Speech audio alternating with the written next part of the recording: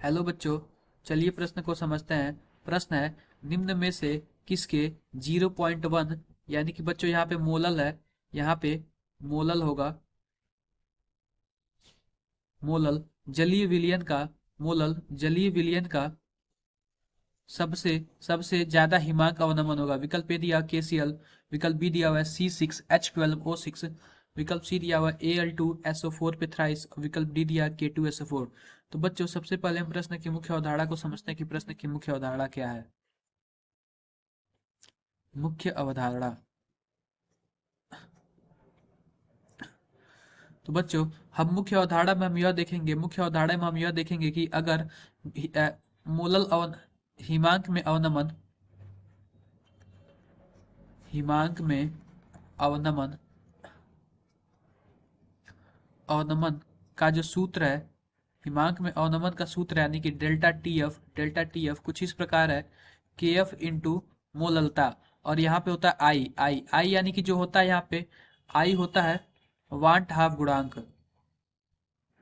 Want half गुणांक,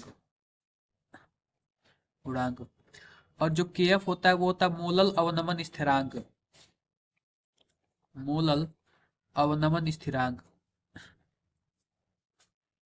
अवनमन स्थिरांक, और जो यहाँ पे एम होता है वो होता है मोललता, मोललता होता है, एम जो होता है वो मोललता। तो इस प्रकार बच्चों हम क्या करेंगे, इस प्रकार हम करेंगे कि हमें मोललता का वैल्यू सबका सबका समान दिया हुआ है, सबका सबके लिए जो मोललता का मान दिया हुआ है, यह दिया हुआ है 0.1, यानी सबके लिए 0.1 दिया हुआ है, 0.1 दिया हुआ है।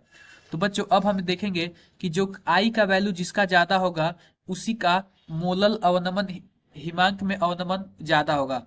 तो बच्चों आओ देखते हैं आई क्या होता है। आई जो होता है 1/2 गुणांक होता है, और इसका जो मान होता है 1 प्लस n-1 अल्फा, कुछ इस प्रकार होता है।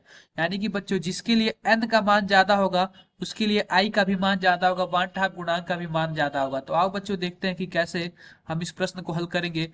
तो हमारा जो विकल्प ए दिया हुआ KCl, तो KCl जो होता है अपने आयनों में कुछ इस प्रकार टूटता है, K प्लस और Cl माइनस।